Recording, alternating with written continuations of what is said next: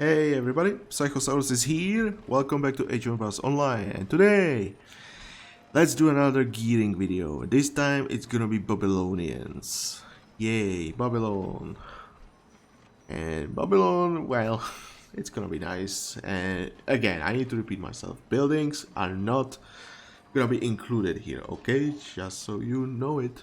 They will be in a separate video, okay? So don't look for buildings. We are gonna talk about units here. Buildings will be in separate video. I don't want to repeat myself too much, although there are some units that quite need some repeating, but what can you do? Okay, let's start. So first we have the villager, and this is gonna be very similar to what you saw. Hammer of Kaveh, Roman toga, and the Nebuchadnezzar's blessed wine. Now, Hammer of Kaveh, obviously you can go for the Divine Hammer of Construction as well. That is also a possibility. For me personally, Kaveh is the best tool. Again, gathering resources is very important for you, so gathering rates from the tools is very great for you. You need resources to build structures, train units. Very important. Then construction speed. Obviously, the faster you build, the sooner you can get them back to work or build more buildings in general. Cloth armor, this one is up to you, whichever you use. Either, is it Tunic of the Collector, I think? The one for the food, or Roman toga, whichever you prefer. Do you prefer more food or wood? In case of Babylonians, I prefer more wood because Babylonian villagers are terrible farmers because they get only the first farming upgrade, only the first one, which is only specific to them. So as farmers they are really bad. They also do not get the wheelbarrow tax, so no extra carry capacity nor movement speed, which makes them farming even worse. Not as bad, but it's definitely worse than the other civs have it. So they are definitely worse farmers, and so Babylonians are rather focused around their gardens as their main food source. You still need farmers, of course, but they are definitely not as effective. You could argue that Tunic of the Collector makes more sense, but that's why you have the gardens to help your farmers compensate for it, and so you don't really need that much food on them. So that's actually good for you, and so you can just focus more on the wood and quickly build up, get the wood for gardens, then focus some villages on the gold so you can afford the gardens even more, and so on so on. So I feel like it's better to just focus on the other resources. So wood makes more sense. Obviously you can still go for food, but gardens make it so you don't need that many, or rather that you don't really feel behind with your food production, that's or gathering I should say. So gardens are very useful, so that's why I don't really feel like I need the Tunic of the Collector. However, you can still get it because early game you still need the food, but usually what I do with Babylonians is go Agathon Advisor H1, so my villages don't cost that much. And then Nebuchadnezzar's Vine. So this is pretty much just like with the other villagers. Now someone could argue that because you have the gardens with the reduced training time, you don't have to go with the Nebuchadnezzar's blessed wine, and I can agree with that. However, if you have H1 starts, you don't have the gardens, and gardens are also somewhat expensive. Well, even early, it's somewhat expensive. Like, once you have some resources, you can build some gardens, and if you can afford them right away, then it's definitely worth. And so you could go with some other gear here, like the Get Us Gardening Essentials, and make your villages even cheaper. But as I said, usually in H1 starts, you don't have gardens, so for that reason, I prefer the training time overall, and so I can train my villagers faster. But of course, you can go with the Get Us Gardening Essentials for some of those quests where you start in H2, in H3.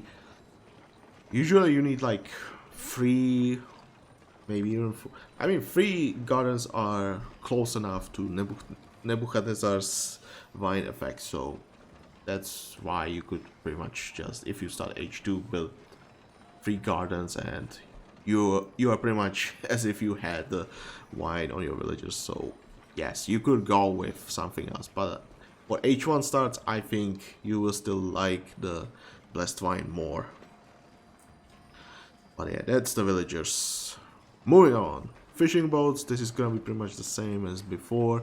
So nets of the Argo, Settlers, sacrificial arrows, artificers, iron plating, and hull of Khufu.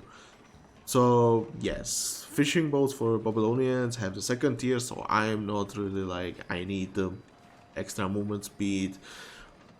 But I also feel like I don't want to go with the Nets of the Moon, but yes, if you want Nets of the Moon, you can go with those as well. But yeah, with second tier, you should be pretty much good. I think Nets of the Argo are really good, but yes, if you want the Nets of the Moon, it is also possible. Much better gathering rates, which I kinda dislike about an item, but well, whatever. Settlers, sacrificial arrows. I mean, it's just about the discount. If you don't want your Settlers arrows here, then obviously you can go with movement speeds from the Jupiter's arrows from OS, or if you just get the epic version, the Hades arrows. I think those are the names. For the extra movement speed, obviously, so if you go for longer distance fishing, then it's definitely good to have some movement speed. That's why I have the Artificer's Iron Plating. I don't think there's anything better for fishing boats. And Hull of Khufu is just to make the fishing boats cheaper, because those cost a lot of wood. Now, as Babylonians, you can actually use their level 5 milestone to make fishing boats even cheaper, which is nice. But still, they are quite expensive, to be honest. Okay, 100 wood is a lot, and so the cheaper you make them, the better it's gonna be. Like, just build the docks, and that's another thing. Babylonian docks cost more wood, so losing is even more price, the wood price on their cost. I mean, the less they cost, the more compensated you are for the more expensive docks. And Romans got them more expensive as well. I should mention that as well, just so you know. But yes, I think that it's for a good reason. But yeah, the cheap, if you are going for the fishing boats, then yes, remember those docks are more expensive. So hey, the cheaper your fishing boats are, the less concerned you need to be about the wood cost. And moving on, I don't think there's anything else I would mention. Movement speed is possible, of course. And otherwise it's up to you. Like, I don't think there's anything else that would be worth mentioning for the fishing boats. For caravans, okay, it's pretty much gonna be the same. So Merchant Log of the Nile, Ropes of Babylon, and this is actually gonna be the one difference. Gerda's Gathering Essentials. So Merchant Log of the Nile, that's the best merchant gear you can find, no doubt. It's great trade, great movement speed, the most effective item you can put on your caravans for the best trade you can get. Ropes of Babylon, obviously I want to make them cheaper, or you can go with movement speed to make them more effective. It's up to you. I prefer the lower cost because caravans cost quite a lot of resources. Now this is actually different, because if you have watched my previous gearing videos, you know I am using usually the Ishtar's Vine for faster training time and faster movement, higher movement speed. Now in case of Babylonians, as I said, you have access to gardens, and gardens lower the training times of your units, and so you don't really need the Ishtar's Divine Vine for the lower training time, because you already have gardens. As Babylonian, you will be producing caravans very fast if you have, like, I mean, you just build 2 gardens and already have better effect than Ishtar's Vine. So as Babylonians, the training time on your caravan is not an issue.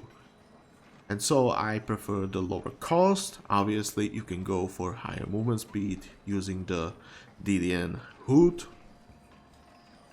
I have the rare version here, okay? If you go to the Didian store, you'll find the legendary version there, but they are the same items, just different rarities, okay? Remember that, they got changed, so this is just a relic right now from the past, okay? You'll see a legendary version of this.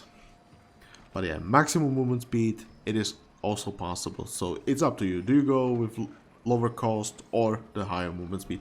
Don't put the training time, it's not worth it because you already have the gardens. So that's why get us gardening essentials. You could go with something like Zahak's amulet as well if you want to. It's also possible, but for the best movement speed, to get the best trading values, then it's definitely better to go with the highest movement speed you can. Moving on. Merchant transports. Okay, here I have extremely tasty carrot. I have arrows of Actaeon, artificers iron plating, and ores of Hatshepsut. Again, trading is possible as well as transporting units. So movement speed is very good, and so this is why I prefer the extremely tasty carrot, and I keep saying it even though you could see like me using the merchant log of the Nile. I think the tasty carrot is much better for merchant transports because of the movement speed. That means you can transport your units faster, you get there, you drop them. It's also if there are enemy defenses like towers, it's higher probability that your transport will reach the coast and drop off the units if for some reason they get attacked, okay? So it's definitely better to have the movement speed. So that's why extremely tasty carrot. And also Actaeon, I just have it here. I never really cared about the Jupiter's arrows because I feel like the movement speed is so low that I don't find it worth just going through Moes to get one of those. And remember, I would have to get it for like all of the merchant transport, so I would rather go with the arrows of Germanicus from the Roman store. I think that's better option. Here I have Actaeon because I was using them before and I just kept them here, okay? So it's like I have it here because I was using it and then I never disposed of them and never replaced the arrows with something better. I think Germanicus also makes sense. Like I said, if your merchant transports get attacked, whether it's by towers, could be also enemy navy, having some extra health is gonna be nice. Artificers, obviously this is more focused on the trade, but also movement speed for transporting. But yeah, you could go with something more defensive as well if your merchant transports are taking a lot of damage. But yeah, in general you just want to focus on the movement speed, so when you are trading with them you get the best trading value from the movement speed, and that's also why also of Hatshepsut. You could also use the Ishtar's Rudder, I think it's Ishtar's Rudder.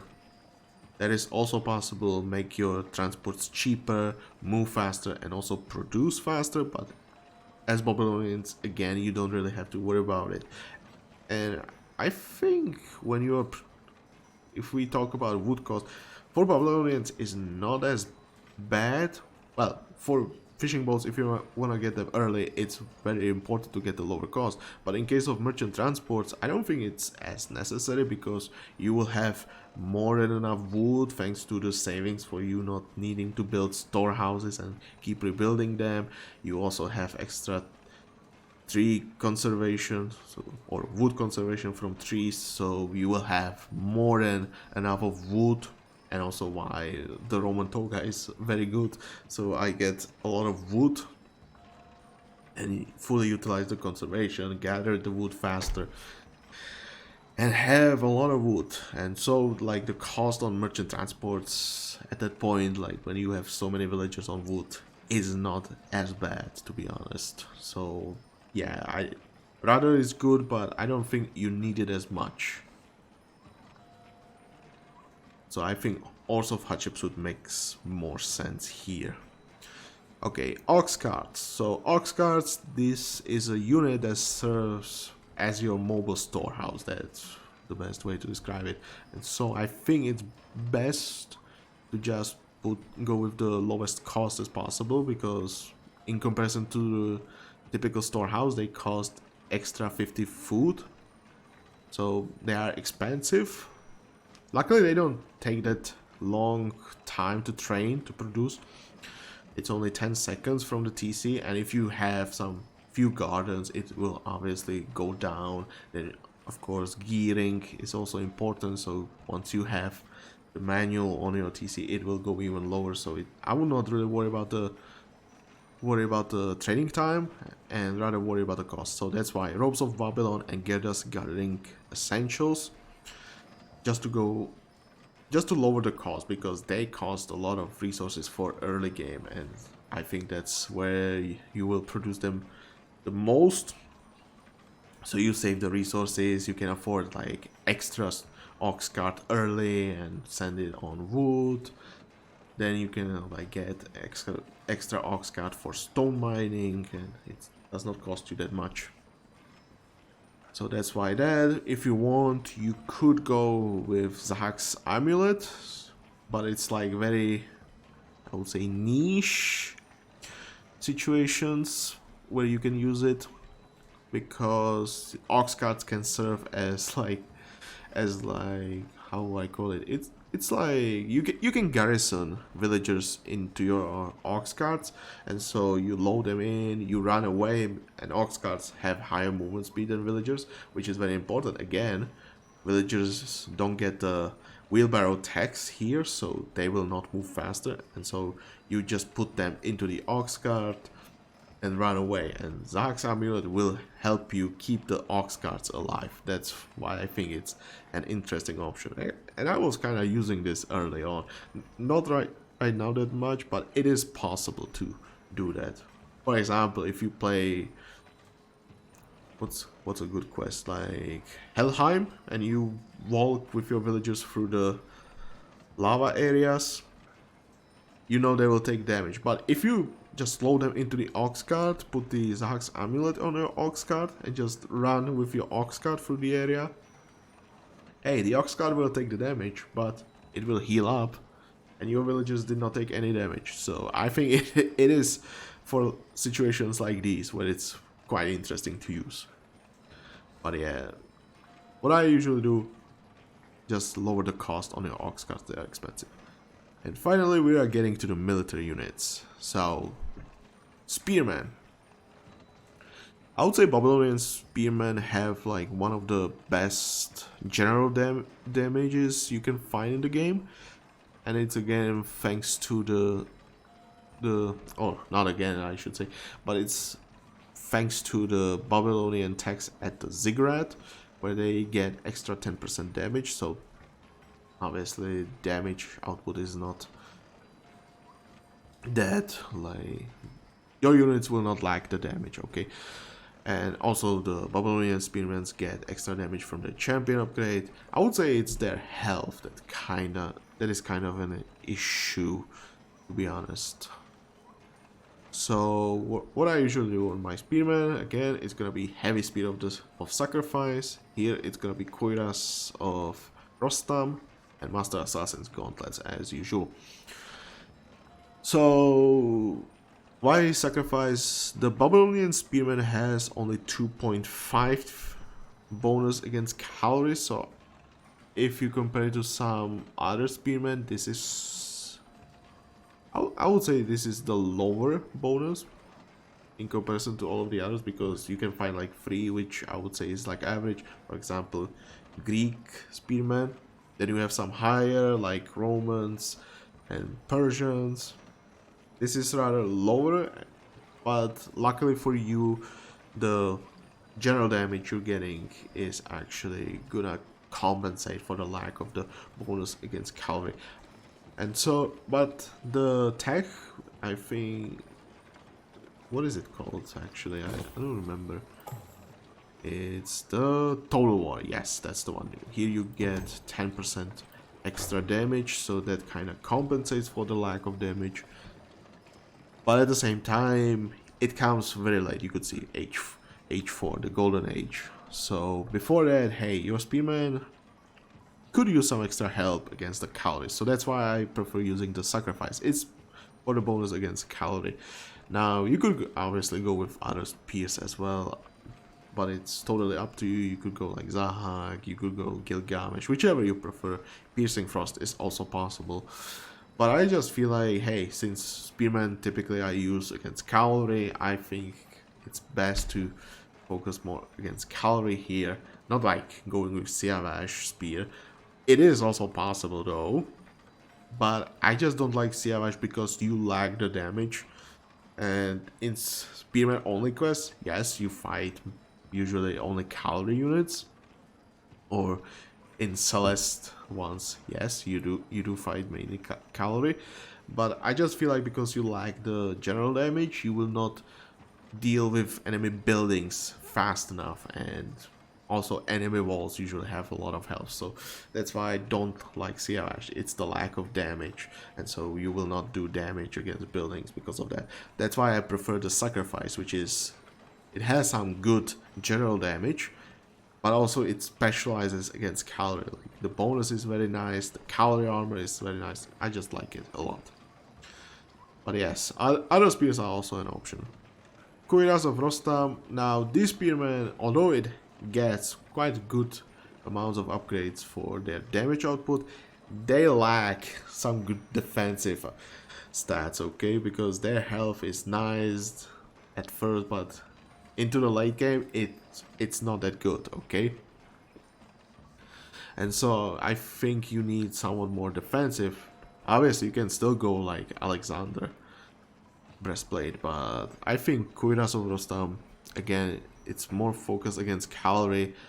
You could go with Gilgamesh and focus more against infantry, so they last longer against those as well. That's also possible. I just think it's better to go with defensive one here. You will not lack the damage, to be honest.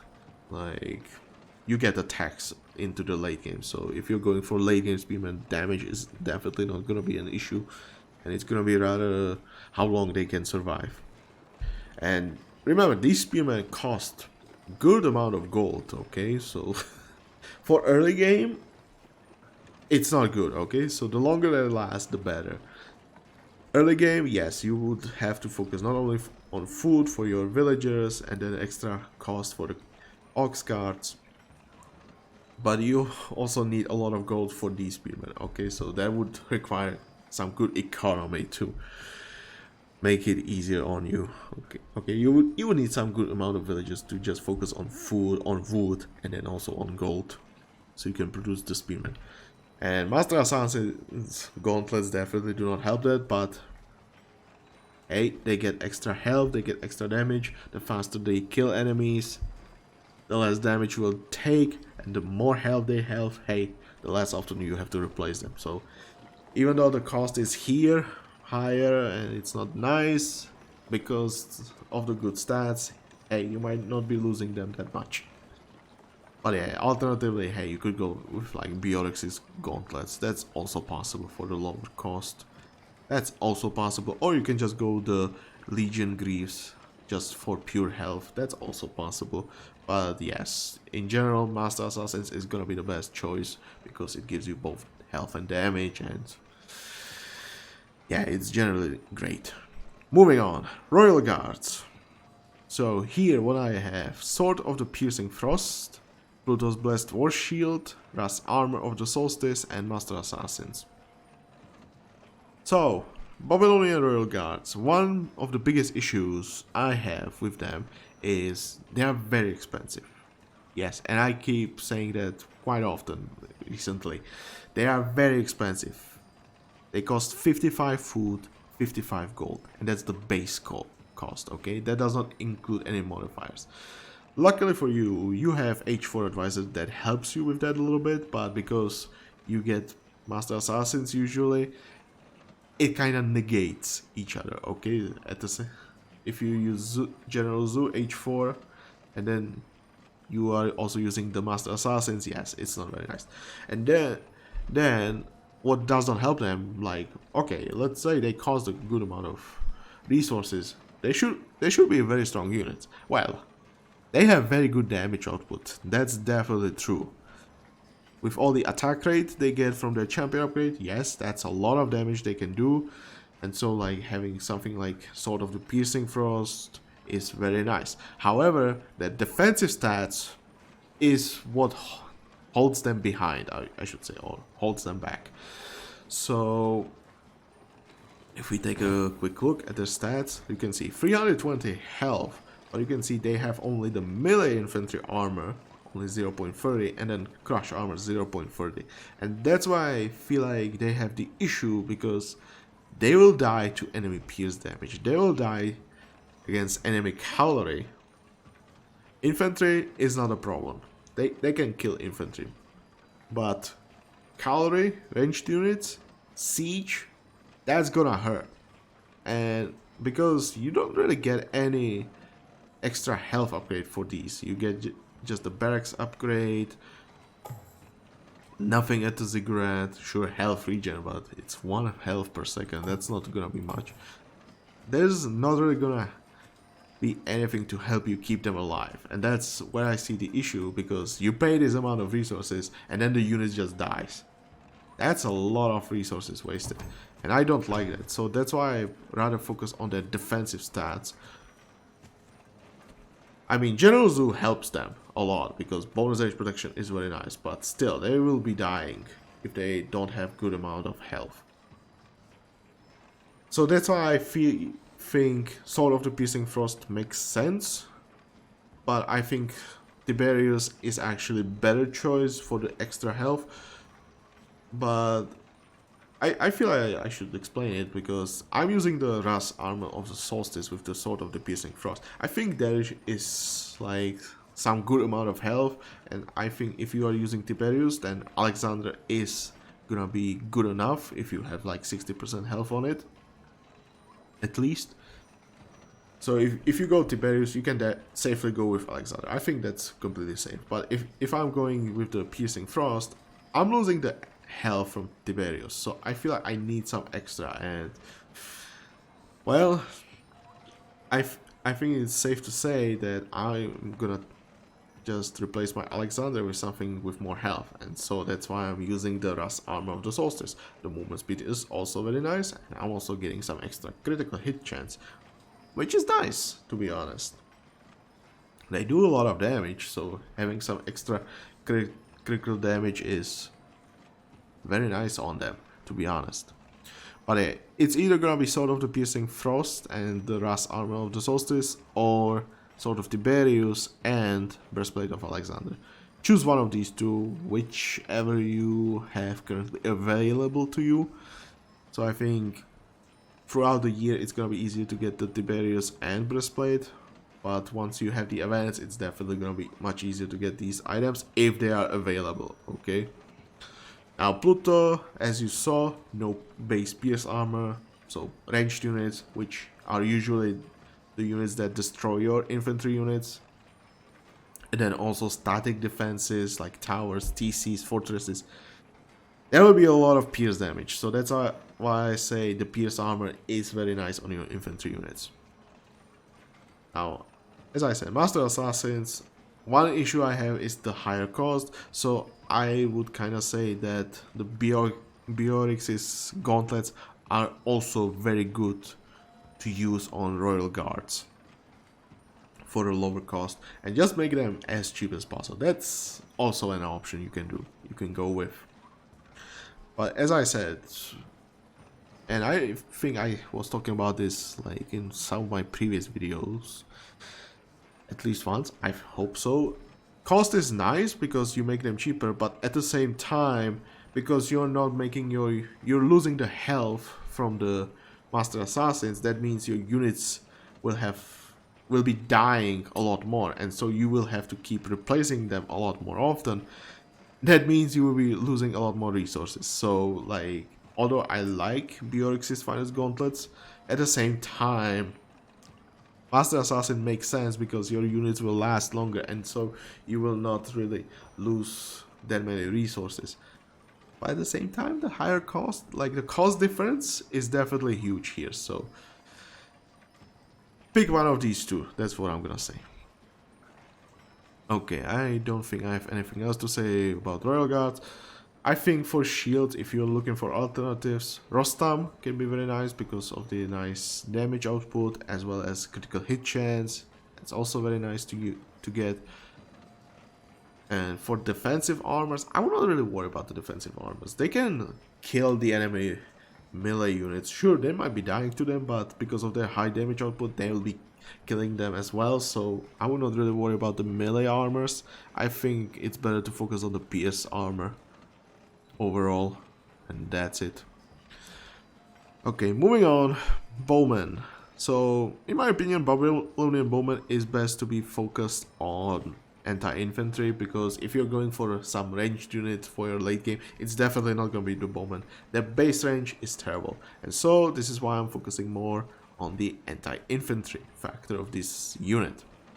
So Bow of Theseus for the extra infantry damage, Amenhotep for the extra infantry damage, Divine High Vizier for the damage output, and then Ashur's Gauntlets for the extra damage against infantry. And you can see that's a lot of damage against infantry, and that's pretty much what I'm doing here, because this unit I find it to be very good as an early anti-infantry unit. And if you take a look at Babylonian units available to you against infantry, you have no infantry unit, because you get spearmen, then you get shield bearers.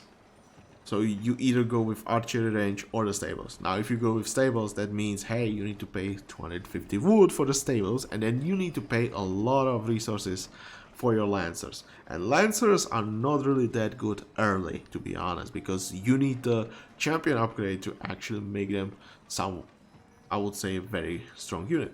Before that they are decent, but they become very strong once they get the champion upgrade. So before actually like going straight to lancers, I think it's better to just build one archery range and just get few bowmen, and just make them focus against infantry. If you have issues with ranged units, hey, that's what archery range is good for again, because you have slingers available there. So yes, you will have slingers against the ranged units, you will have the bowmen against infantry, and then you will have spearmen against cavalry. So hey, you have some good unit roster as Babylonian to help you deal with different unit types. So yeah, bowman, it's mainly for the early game, but if you're doing the macro build where you have very strong bowmen suddenly, then yes, you just go with the typical master hunter, piercing frost, divine high vizier, and then master assassin gauntlets for maximum damage output. You just go maximum damage output, get the range so you can utilize the great numbers of bowmen much better, and that's it. That's pretty much it. So that's other option you can go. You could go with just any damage type. You could go with like, what is it, like, it's not Theseus, it's the Actaeon or Amenhotep, the one with the critical hit chance. I mean, both of them are possible as well. You just can focus on the general damage overall as well. That's possible, but I just prefer the anti-infantry one more. Okay, moving on, scout. That's pretty much gonna be the same as before. Again, Thea's Xiphos, Leucon's lucky leather armor, set sash of the solstice, maximum line of sight, so I can just reveal the area as soon as possible. So that's why Xiphos, that's why lucky Leucon. And then set sash, because the best stats you can get on your scout: line of sight, movement speed, health regen. I was talking about it so many times that I just don't want to repeat myself, but I'm gonna do it again. Line of sight, great for revealing the area, and the sooner you see the enemy static defenses or units, it's easier for you to avoid them. Movement speed, hey, you can run away. And health regen, hey, if your scout took some damage, it can heal up. And that's it. So nothing else to say about scouts. I was talking about them so many times, I don't really want to talk about them again, but I'll have to, no matter what. Moving on, Lancer. So Lancer, everyone knows Lancers from the Babylonian army, the Probably one of the most popular builds or units you use in legendary quests for a good reason. But I will talk about them deeply some other time, okay? So, gear for them. So what I usually do is Heavy Spear of the Piercing Frost, Ashoka's Golden Gorget, and Master Assassin's Gauntlets. Now, Lancers have very good damage output, and so I think Heavy Spear of the Piercing Frost is very useful, because that helps you utilize the damage output. Remember, Lancers, once they get the champion upgrade, they have charge attack, which means they will do extra damage on their one attack that they use after the charge, okay?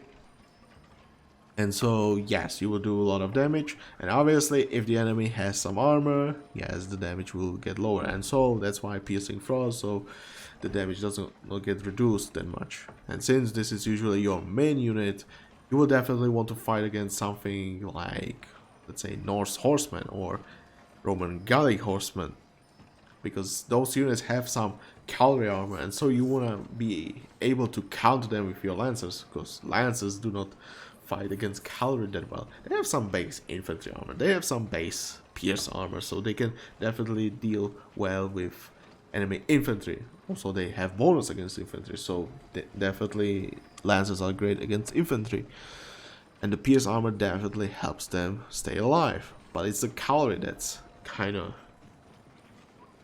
annoying, and so I think it's very good to go with the Heavy Spear of the Piercing Frost, and I combine it with the Ashoka's Golden Gorget for the damage output.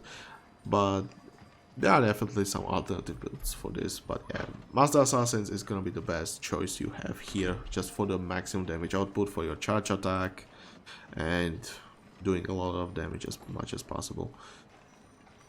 There's another thing about Lancers, and I don't really want to go into them that deeply, but yes, damage is definitely the best thing you can do for them. I'll talk about them in some other videos, because they are definitely an interesting unit to talk about. But yeah, you want to focus on the damage. Now, there are obviously alternative builds for them. One that you could do, and I would say it's not that expensive. You could go with critical hit chance on Lancers, and why is that? Because the charge attack will give them extra damage on that one attack, and because they do extra damage, it's not a critical hit. So when they charge and then you apply critical hit chance, it's actually gonna do a lot more damage. It's the same principle as with Bow Traders. I don't think it's saying it here, right? Grants charge attack 3 times bonus. Yeah, it's not critical hit chance, so no need to worry about that.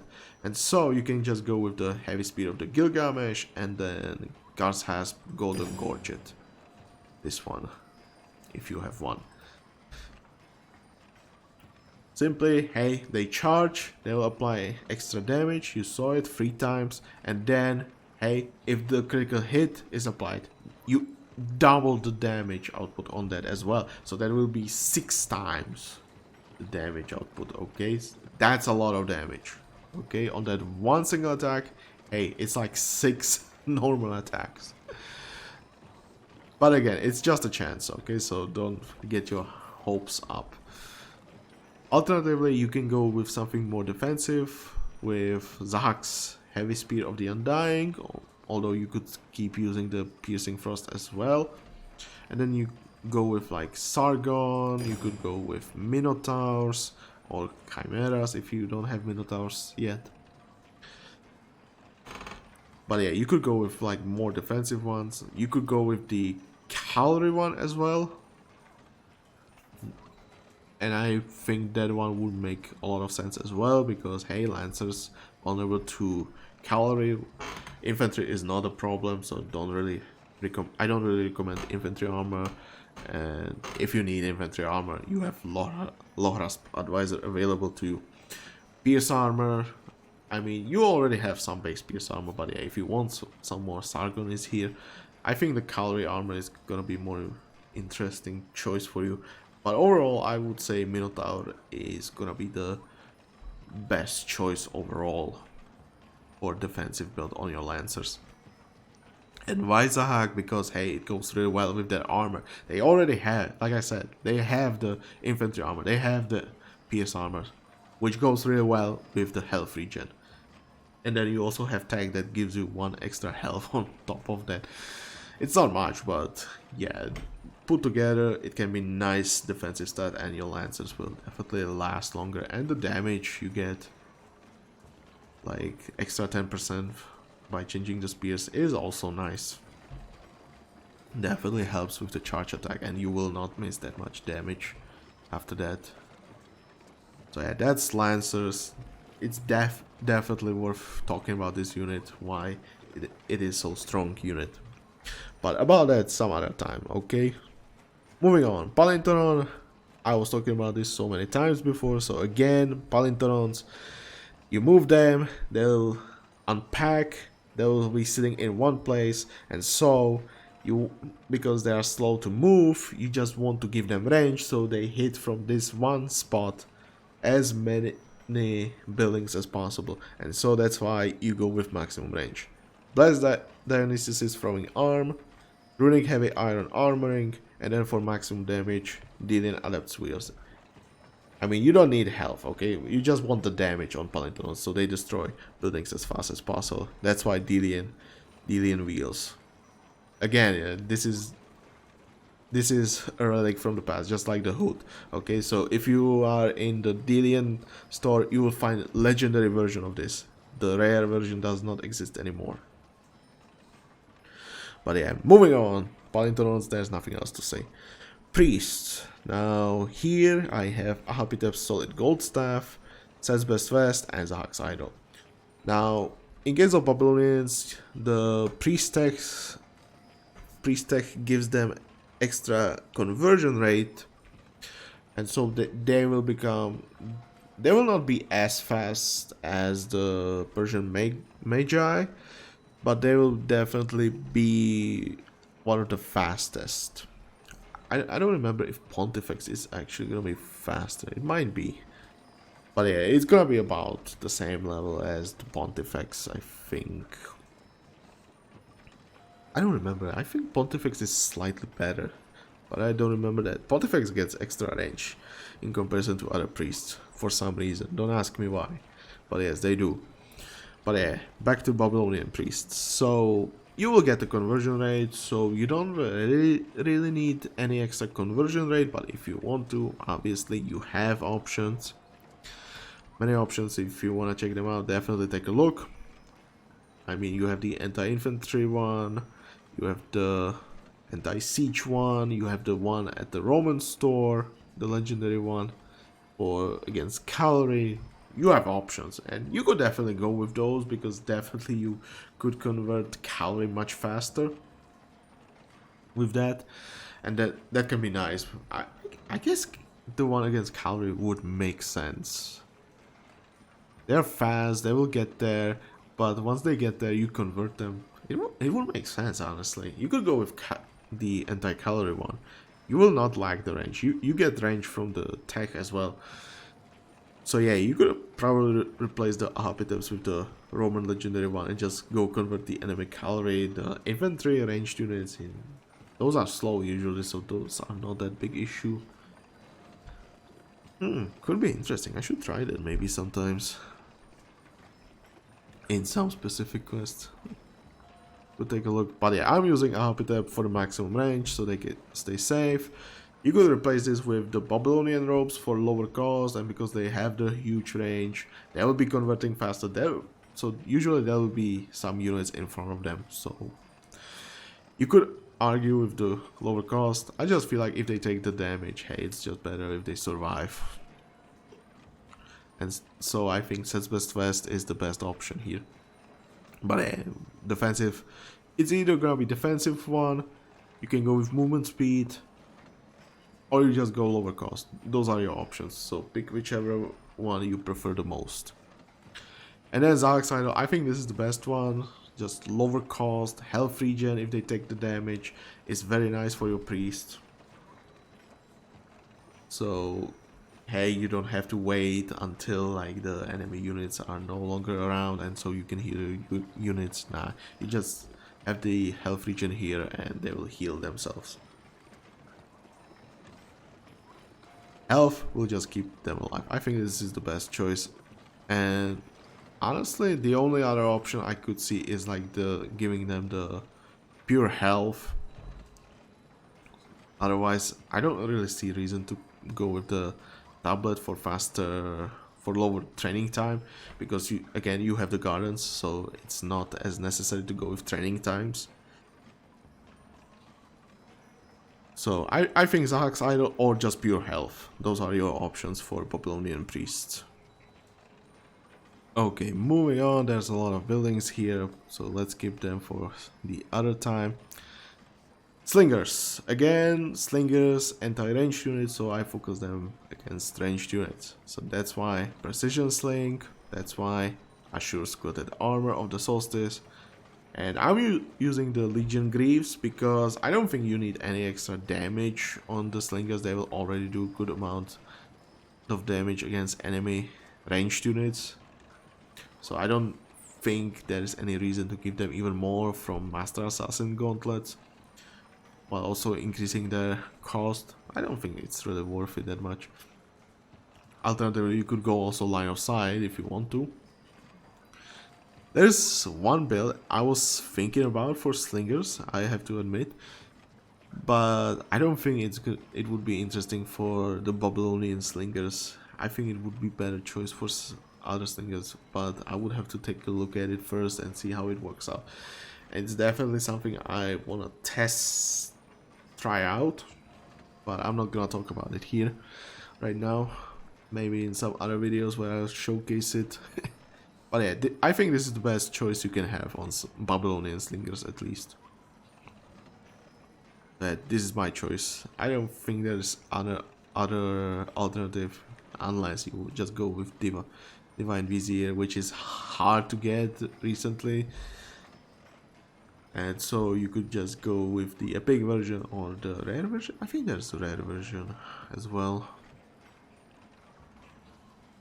I mean, yeah, I kind of wish the Divine High Vizier got a little bit better chances, to be honest. I haven't seen one for a long time, and I think it's kind of bad. Could use some higher chances for that piece of gear. But whatever, moving on, I think that's all I have to say about slingers, there's nothing else.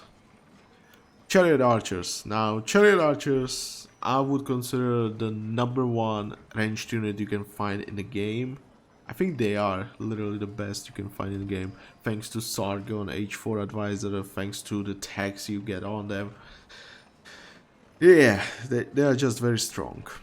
Okay, that's why Master Hunter for maximum range, Piercing Frost for maximum damage output, Divine High Vizier for maximum damage output, Master Assassin Gauntlets for maximum damage output. As I said, they get Sargon, which buffs them a lot, but if you just take a look at their base stats, they have very good range in comparison to other ranged units. Because you take a look, they start at 22. I forgot to mention, the Bowman starts only at 15. And usually ranged units start at 18. And not even Slingers. Slingers got actually buffed, so no longer comparable to that. Yeah, War Chariots got buffed. And there's no one with 18 range. What is this? What is this? Why is no one having 18 range here? Weird. But yeah, 22 range, which is already good. Then you just give them the Master Hunter. Hey, it goes up. You give them Sargon. You give them Guyana, and suddenly, hey, you are at 45 range. Also arrows. Forgot arrows. But yeah, it's like 44, 45 range, which is a lot. That's, I mean, with that number, you outrange anything except Palinterons. That's the only thing. But luckily for you, Chariot Archers are fast. They can avoid the Palinteron shots. They can run away when they need to. They have good amount of health. They also get a tag at Ziggurat to give them extra health and movement speed. They get extra damage from the Ziggurat. Sargon is buffing their range and attack rate. And then the champion upgrade makes them cheaper, gives them pierce armor, and also line of sight. Like, that's a lot of stats for this one single unit. Like, the damage output is very high.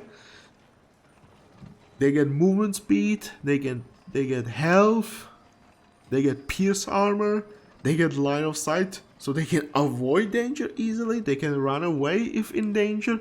Like, seriously, this unit is super overpowered because of all the stats they're getting. I'll keep saying it, this unit is super overpowered. And then you look at the Egyptian one, where's the love for that one? Kinda unfair, to be honest. But yeah, basically what you do, Master Hunter, if you want Marduk, you can go Marduk, it's your choice, but because of Sargon, I don't think you really need it, so I think Master Hunter is better choice. Piercing Frost, there's no other option better than this. Like, Divine Eye Vizier, like, there's no reason to go with health or anything else, just go pure damage. Master Assassin, come on, just pure damage. What else you need? That's the Chariot Archer. Moving on, Sappers. Sappers, I would say they have some alternatives, but yeah, Ramhead of Khnum I'm using. They are mainly anti-building unit, and so Ramhead of Khnum makes sense.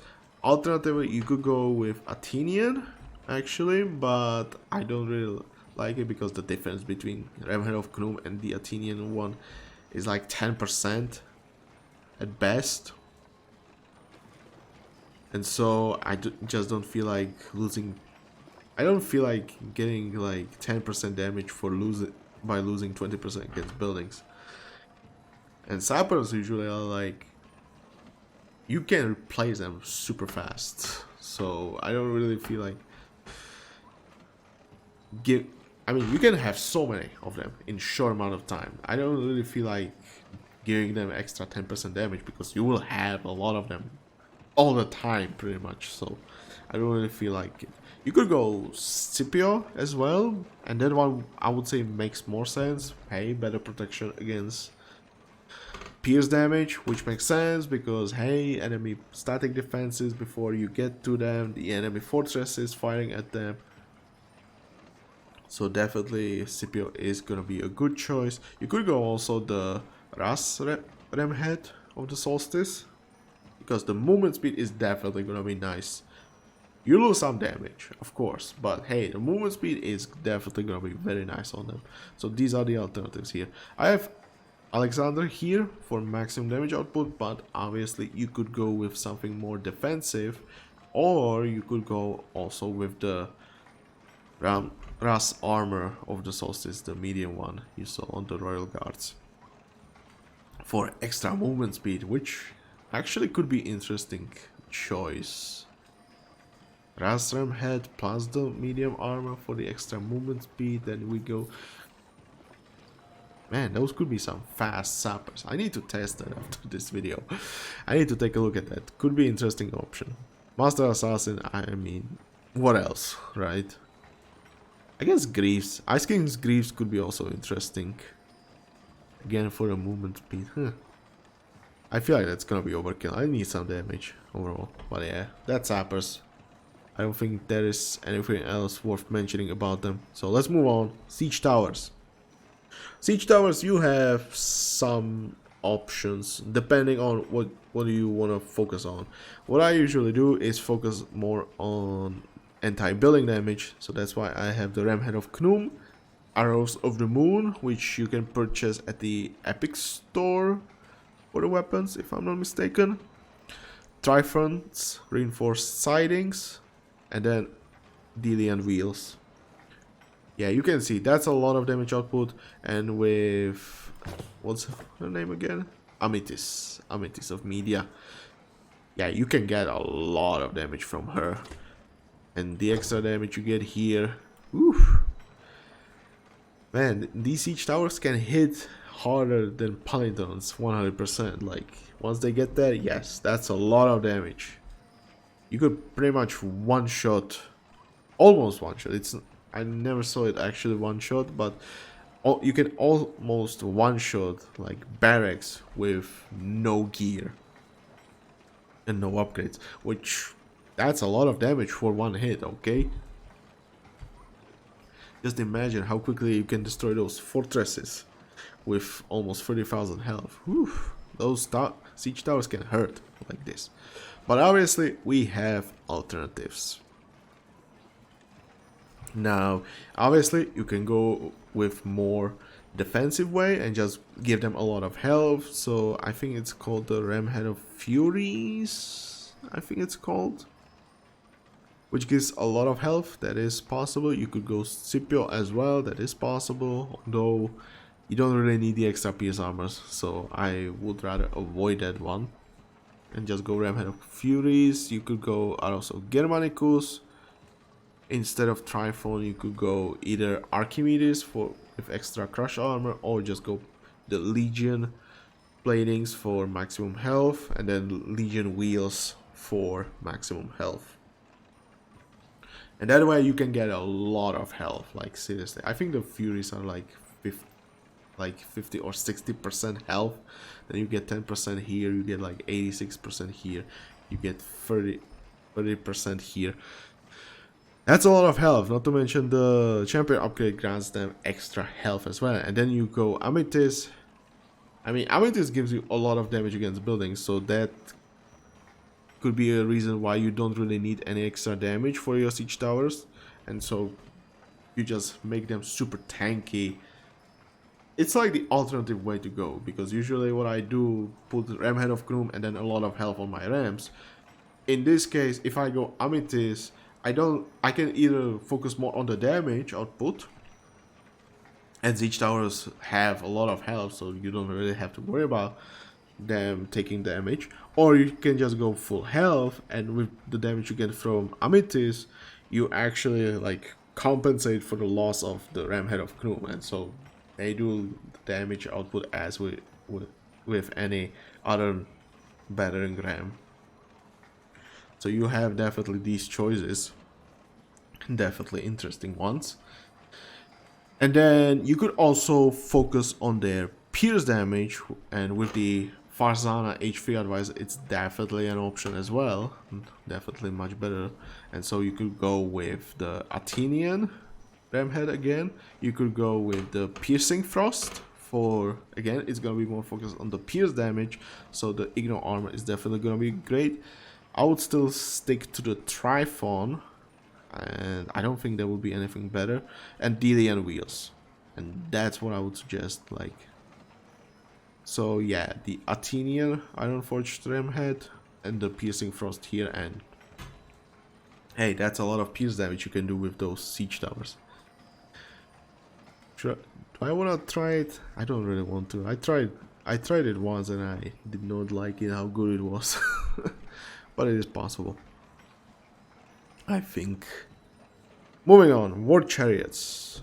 War Chariots definitely got some love quite recently, although it's been some time ago now, but yeah, they got some love recently, and they are definitely units that you should notice. At least, like, right now, definitely you should pay some attention to them.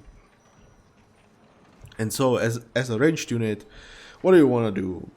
Obviously, you want to do some damage, you want to get some range, although in this case you don't really need that much range, I should say. I think it's definitely worth giving them some extra health, maybe even with some armor, but I think just some good amount of health is more than enough. And they also get the same tax as the chariot archers, so they definitely can get some extra there. Sargon is very nice as well. I think it's rather you go with like your normal ranged unit with some ranged damage, but then you also give them some extra health because they have very good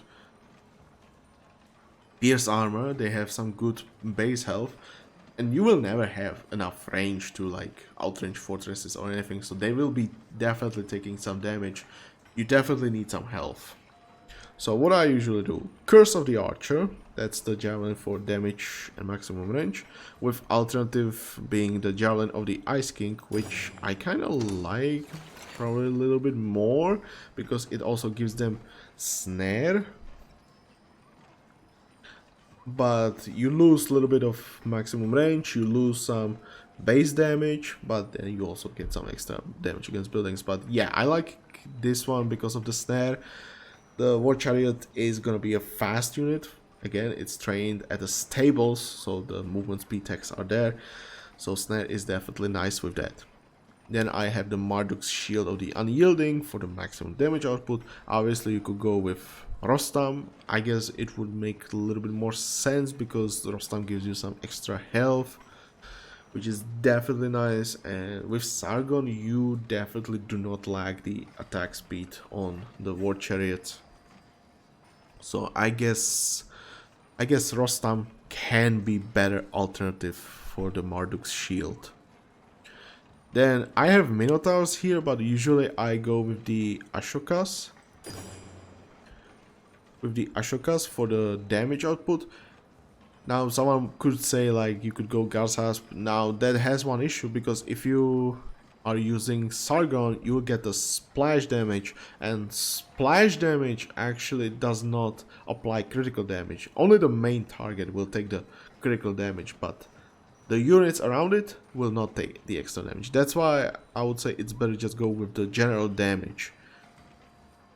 You can still go with critical hit chance. Nobody's stopping you. You just do it, the extra damage only against the one unit, which can be useful in some scenarios, but I guess it wouldn't be that bad. Okay, it is still definitely a good choice. Obviously, you could go with something like Minotaur as well, and maybe you just then go with something more, some more offensive javelin with less range but more damage output. Like for example, you could just go pure damage epic javelin. Is it called Hermes wing javelin? I think it's something like that. Just pure damage one. It would make sense, to be honest, because you will be taking damage anyway, so why not just give them like Minotaur or Sargon? I guess Sargon makes more sense because, hey, you will keep the distance. It should be definitely a lot easier, and so the main damage you'll be taking will be the pierce damage, and that's why I think Sargon would make more sense. But yeah, I think it's just better to go with the offensive, but I guess I could try it with Sargon and some more offensive javelin. I have Sinuhe here. That is also a pretty good javelin. I feel like we need more javelins, to be honest. Some more legendary javelins, please, because we have the Curse of the Archer, we have the Ice King, we have the Sinuhe, and there's the one with health as well. I forgot about that, the Sky one. That one could work actually. That would make sense. That would go well with the armor. I guess that could be also alternative. Yeah, shields you could also go with something more defensive, like Pluto, for example. The pierce armor would definitely be nice. And again, they will be taking a lot of damage mainly from pierce. And I feel like the buff they received actually helped them a lot because they are fast, so like fighting against melee units is usually not a big problem. They are definitely more vulnerable against siege, but because they get extra damage against siege from the champion upgrade, I would not say it's necessarily that bad. It hurts, but not necessarily that bad as it could be.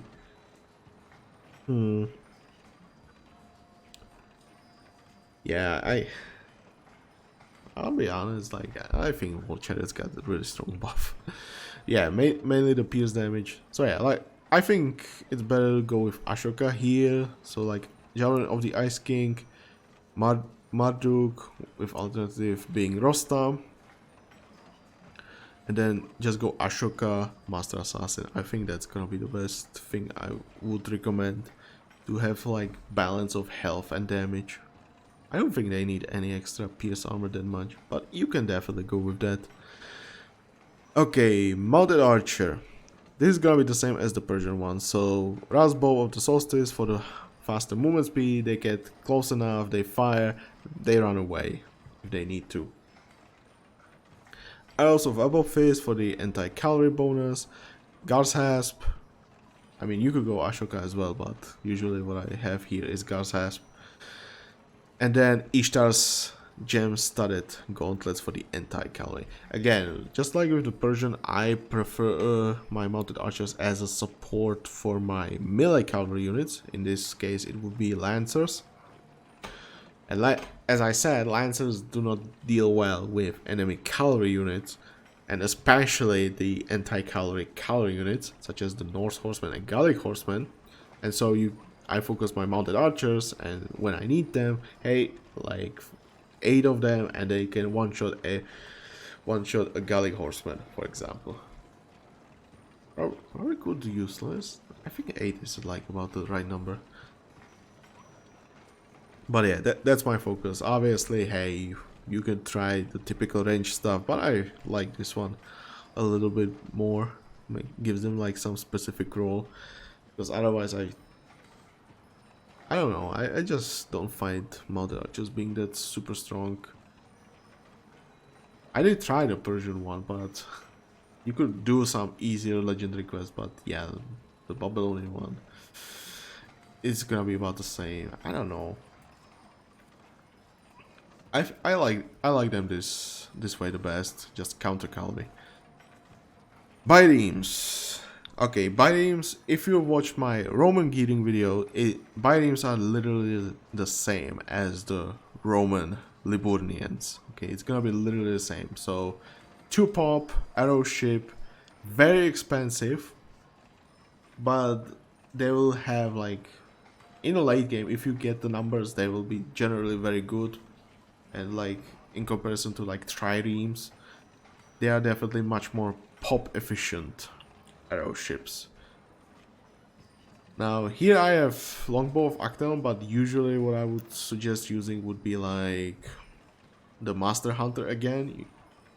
You don't really need Marduk here, because the 2 pop arrow ships, Biream and Liburnians, attack quite fast. I think it's just better to go with Master Hunter for the late game and utilize their numbers with the range. Commentorials, because hey, usually you will be fighting enemy navy, but hey, if you focus the arrow ships against buildings, then Piercing Frost is obviously also a good choice.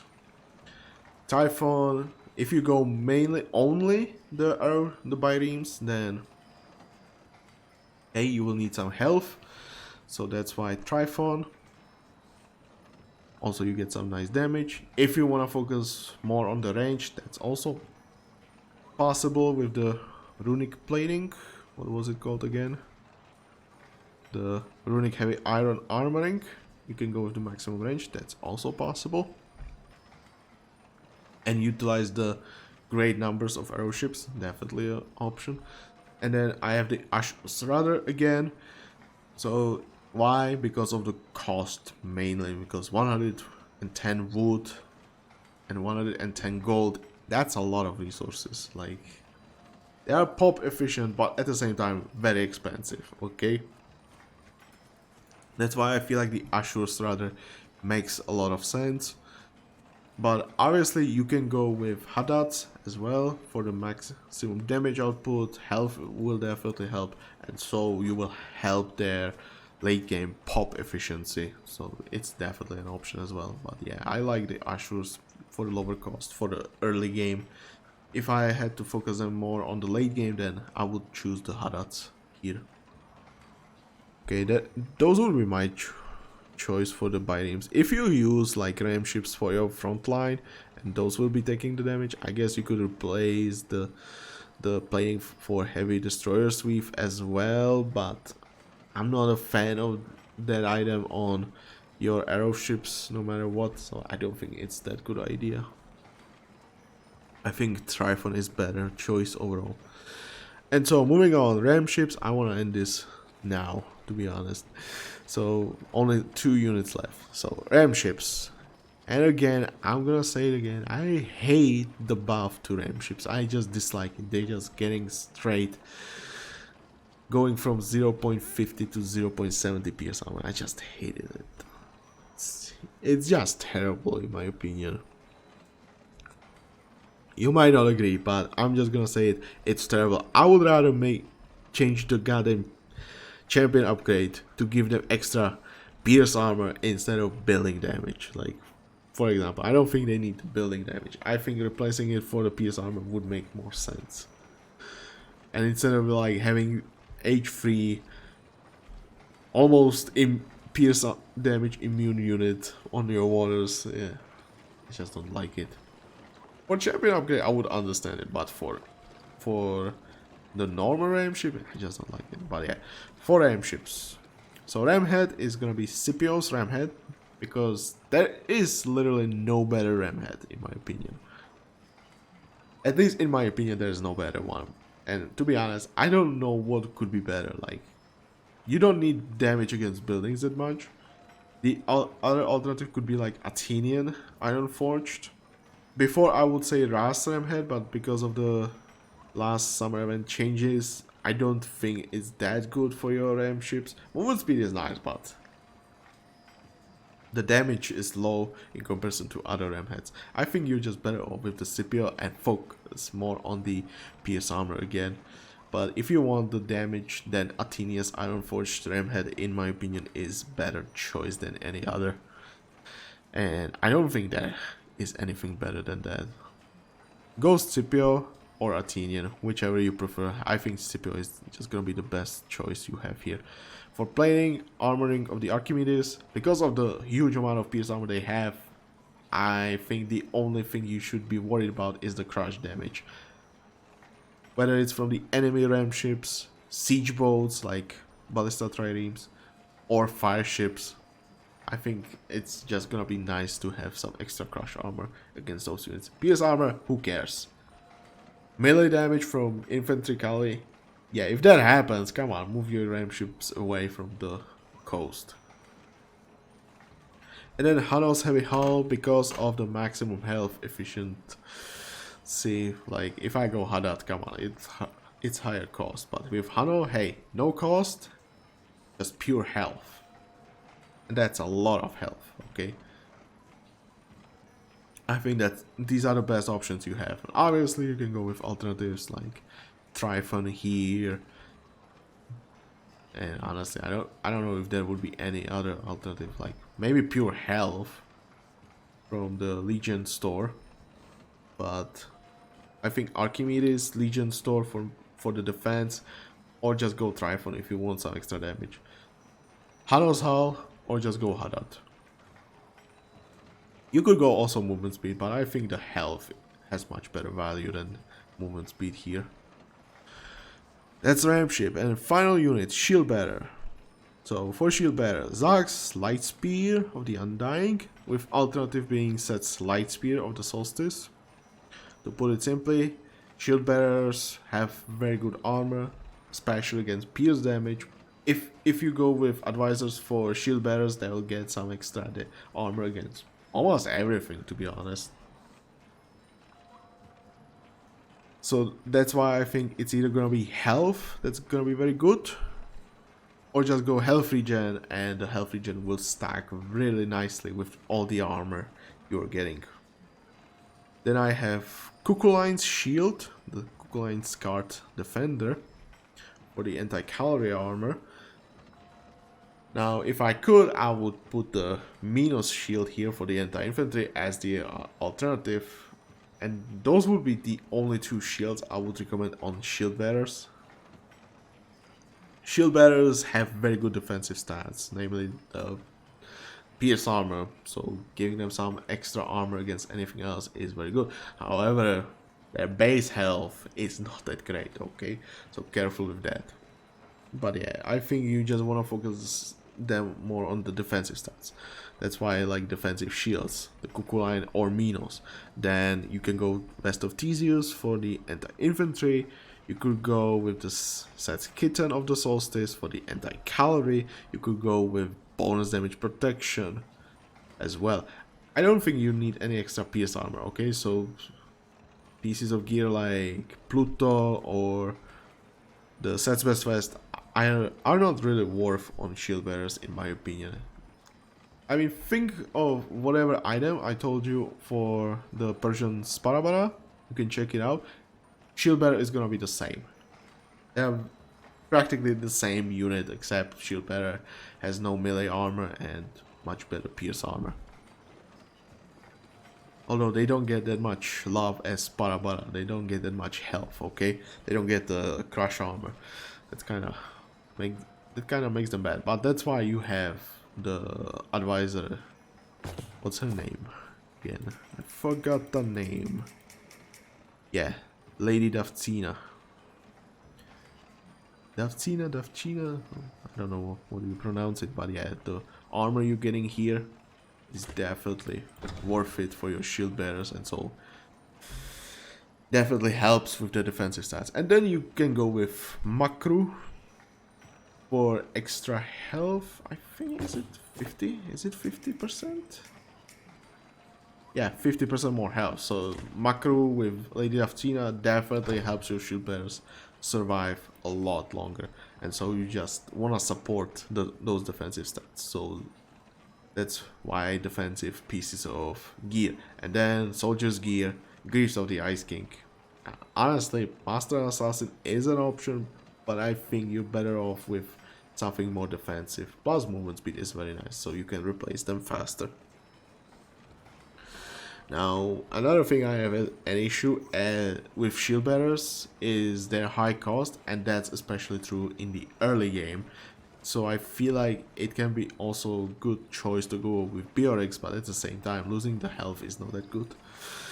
So yeah, I think Greaves of the Ice King are gonna be your best choice here. If you don't have the Greaves and you want some cheaper alternative, then Legion Greaves are also an option. Hey, extra health, no cost, should be working well as should be working well, okay? And that's gonna be the shield bearer, so just defensive pieces of gear. That's what they're supposed to do. And that was the last unit. Buildings the other time. Okay. So those were my builds, those were my recommendations, some alternatives. Definitely there are some. Also, I should mention these Asher's arrows for the mounted archers. That's what I should have done.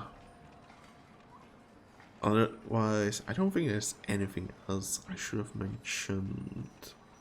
I don't think so. I guess I could mention the light speed of the king for shield bearers, but at the same time, it's not really the armor that's...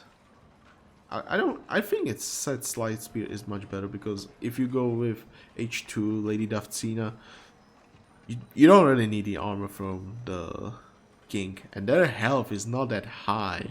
You just go with the speed of the king, to be honest. Otherwise, I think that's everything I have to say. I'm thinking, I don't think there's anything else I should mention. I think those were all the pieces. So definitely tell me, what do you think about these pieces of gear? Do you like them? Do you use something else? What else would you recommend? Remember, it's not only for me, but for anyone watching this video. Maybe, hey, check the comments. Maybe someone else have some better ideas what to do. So yeah, and if something needed better explanation, I try to go as fast as possible, because it's a lot of units and it hurts my throat talking about all of them. Okay, so yeah, whatever you are using, please tell me in the comment section. I would definitely like to see some opinions about some different builds. And then yeah, if you've enjoyed this, please press the like button. If you want to see more content like this, definitely don't forget to subscribe to the channel. Just press that one button down below. It's just this one nice button. Yeah, you just click it. It doesn't cost you anything but one click. Come on. And then you can obviously ring the bell to get notified. If it still works, I hope so. And yeah, this was Psychosaurus. I'll see you next time. Bye.